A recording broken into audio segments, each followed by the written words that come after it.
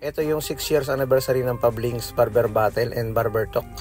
Napakadami mga barbero na pumunta dito. Kasama namin si Sir Michael Padayaw dito sa VIP room para magkameron ng konting briefings at syempre ay meet and greet na rin. Kasama natin ang mga judges dito sa Barber Battle na ito. Ayan o, ang daming mga barbero. Hindi lang barbero ha, pati mga owners ng barbershop andito rin. Saka andito rin yung mga nagbebenta ng mga barber related products. Hair pomade, clippers, at saka kung ano-ano pa. Yung tinawag na tayo at tayo ay magja-judge sa barber battle na yan. Pinakilala tayo dito sa stage. At syempre, tinawag din si Papa Bal dyan. Hindi na natin nabidyuhan yung iba.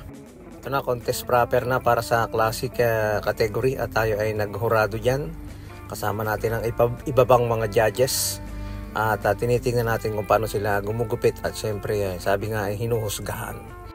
Napakahirap din naman na i-judge kapag talagang magagaling ang mga participants sa ganitong klase ng event. At nakasama rin natin si Wamos, andyan din siya.